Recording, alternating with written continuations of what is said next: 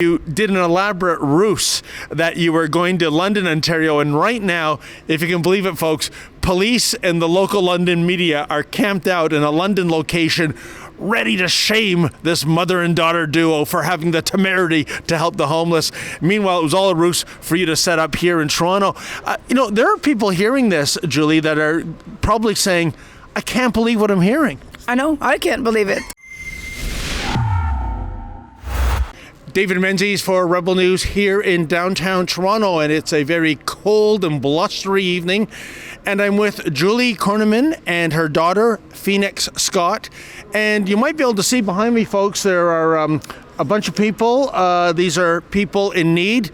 They're getting some food. They're getting some clothing from this mother and daughter duo.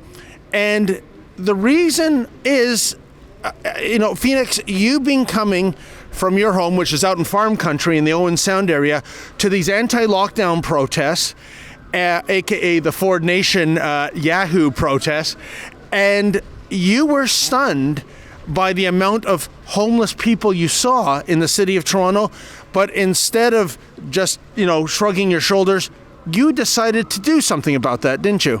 Yeah, I did, and I think that it's great that we're helping in a small way because all of the groups that were helping before kind of just left because of the stay-at-home order, so I think it's good. I'm happy that we're able to help.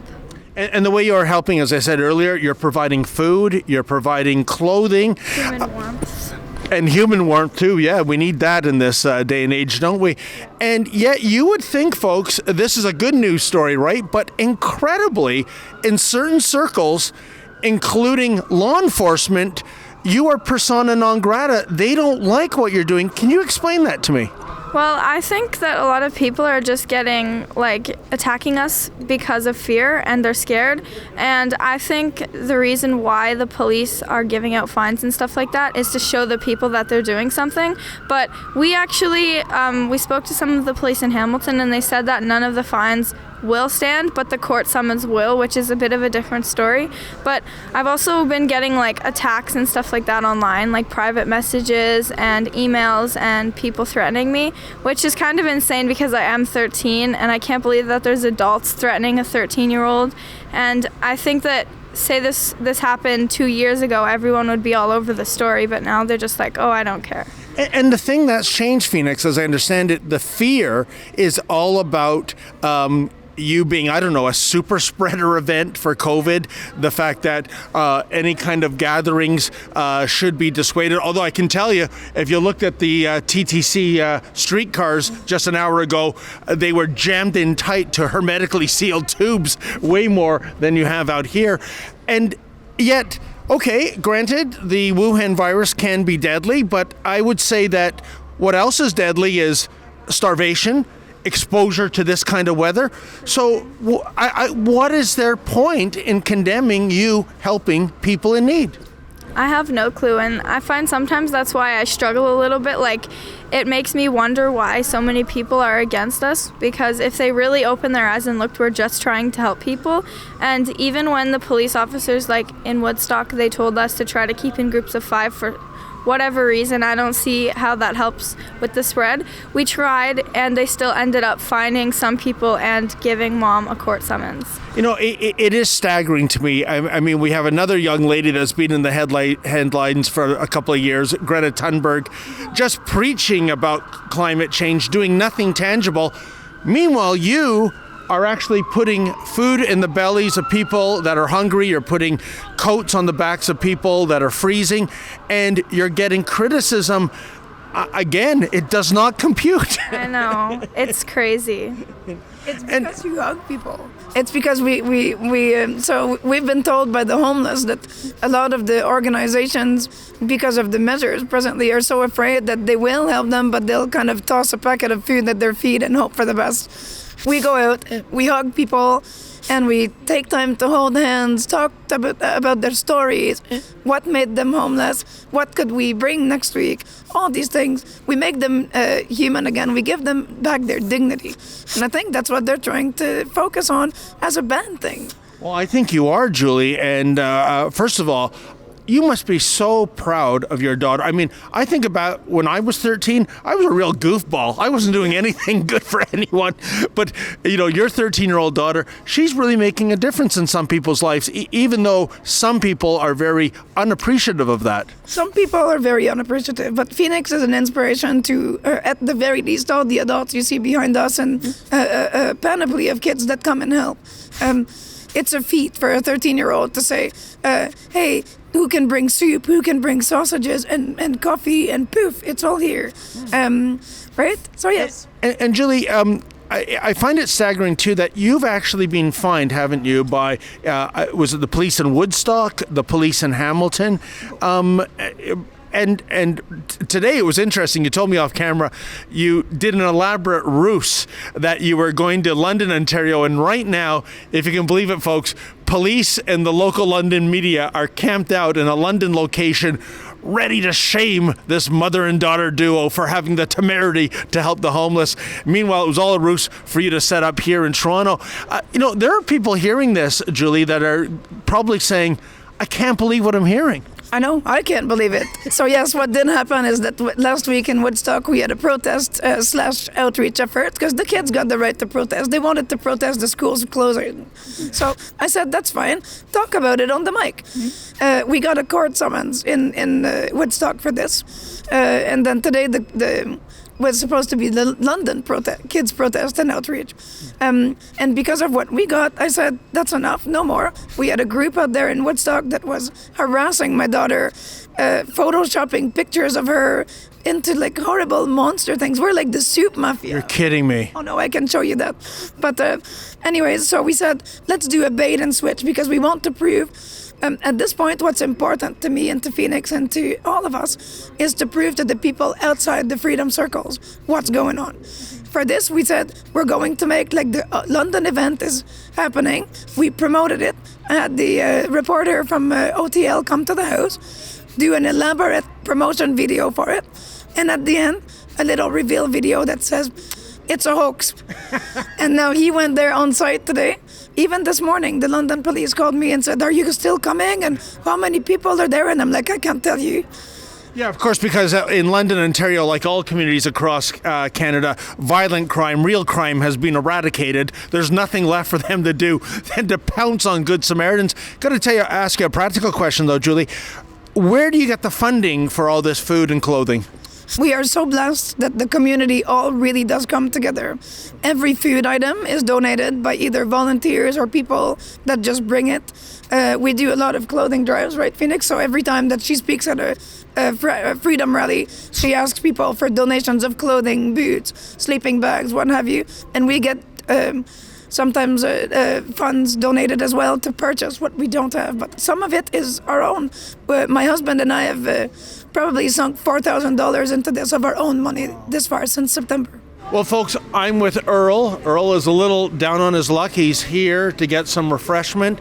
And I believe, Earl, you were the one that told Julie that I guess this would be a good place to set up and help some people that, like I said, are a bit down on their luck right now. Yes, it is. I'm homeless myself. I came from Kenmore, Alberta.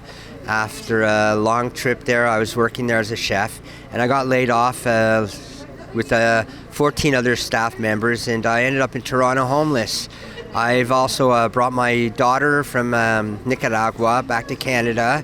She was born here in Canada, but they were out in Nicaragua. My ex was working out there, and I brought them back here, supported them, gave them a home to live in, and unfortunately, I'm homeless myself. But I'm maintaining right now, and thanks to Phoenix and her project and Julie, I'm grateful for them. They've helped out a lot of homeless people here, and I have all my gratitude to them and all the volunteers that come out here every day and help. Earl, what is it like being homeless, especially in the wintertime in Canada? It's very hard because of the weather, and like I said, I try to maintain as much as I can. I don't like to ask for favors or gifts or anything, and I maintain by panhandling. It's embarrassing, but I do it, and I keep my head up every day, and I pray, and hopefully things will get better. You know, the COVID's a very bad thing right now, and especially in the restaurant industry, and all the small restaurants and all the small businesses, they're all shut down, and it's very devastating. That's an excellent point, I think, Earl. I mean, I think you would find some mean-spirited person yell, "Get a job," but in this global pandemic that has done untold trillions of dollars to the global economy, there are no jobs. Businesses are shut down unless you're some of the lucky few like Walmart and Costco, and that really must make it tough for someone like you that would like to get back in the kitchen and start cooking meals. Cooking is my life. I've been doing it for 38 years, and it's something that I don't want to give up. It's my joy and my passion. But like I said, I maintain, and there's a lot of other people out there worse off than I am, but we try to maintain and do our thing every day and keep our faith, I'm grateful for all the people that come out here and volunteer every day and help us, the homeless. I just wish the government would do more for the homeless people instead of taking down our tents, throwing us out of the parks because there's nowhere else to go. If they had more shelters that were more secure and safe, I would be in one right now. Earl, my heart goes out to you, but it's amazing to me that this Project Phoenix has been met with some people who I think are absolutely heartless, including law enforcement or whoever is directing the police to give tickets to these Good Samaritans. What do you think about the fact that Phoenix Scott, this 13-year-old girl, and her mother have been getting ticketed for helping out people that are just down on their luck right now? I think it's very reckless of the police out here and the government for doing that because, like I said, these are people that are come out, they take their stuff out of their pockets, they donate, they help out all the homeless people. Even if you're not homeless, they still give, from their heart. They're believers, they're grateful people, and for a 13-year-old girl to do this, I am so grateful and blessed. Earl, I wish you all the best going forward in this hellacious year of 2021. Hopefully there's an end in sight. Hopefully you can get back into full employment again. I guess in the meantime, I can't believe I'm going to say this, let's keep our eyes out for the cops because you never know what we saw last week, Saturday on Young Dundas Square. People were getting ticketed just for standing on a street corner. I'm just wondering if the Toronto police, like the Woodstock police and the Hamilton police, would be that cruel to give people like this tickets as well. Well, I hope there's going to be an end to all of this. And like I said, all the corruption that the police are doing in government, I just wish it would stop. I just want to say, I think any reasonable person thinks you are doing a fantastic job. What in the long game, if you will, what are you hoping to accomplish? Well, I'm hoping to feed as many people as we can, and like Mom said, try to encourage everyone out of the freedom circles and stuff like that to do the same because the homeless people are just people and they have red blood just like me and you, and they're just humans. They deserve love, they deserve food, and I just hope that one day we can have a network of groups where everyone is helping and it's not just us. Well, I think you are a kind and compassionate and generous person, Phoenix, to do what you're doing. And I can tell you what we can do for you folks. We have a portal, fightthefines.com. You're not going to have to worry about paying any of those fines by the police in Hamilton and Woodstock. We are going to take on your cases. We're going to get you a top-notch lawyer, criminal lawyer, and we are going to crowdfund your legal fees because I personally cannot wait for this to get to court. I can't wait for this to be tried in any courtroom in the nation that law enforcement was going after a 13-year-old girl for having the utter temerity to feed and clothe the homeless. Anyways, we got you covered. What do you think about that? Thank you, guys. That's amazing. That's very good. And Rebel News, again, we can't thank you enough for that. It's a certainty that we're not going to be in the dire trouble on top of this, because it is really stressful. I mean, you get a summons to court, right? But that's what my husband said. They maybe don't really want you to go talk about that in front of a judge. It just shows you, folks, welcome to Doug Ford's Ontario. I mean, this is the man that ran on the slogan back in 2018, for the people. And meanwhile, his agents of law enforcement are finding Good Samaritans for feeding and clothing the homeless. So maybe Doug Ford's re-election slogan should be "Welcome to Ontario, where no good deed goes unpunished." For Rebel News here in downtown Toronto, I'm David the Menzoid Menzies. Yeah, folks, just when you think you've heard everything, along comes this. Good Samaritans being fined for feeding and clothing the homeless. But they're not going to have to fight that fine. We're fighting it for them. We're going to make sure they get good representation. And if you have received some kind of Wuhan virus fine, please reach out to us at fightthefines.com. That's fightthefines.com. We'll check out your story. And if we think it has merit, we'll set you up with a top-notch criminal lawyer and crowdfund your legal fees.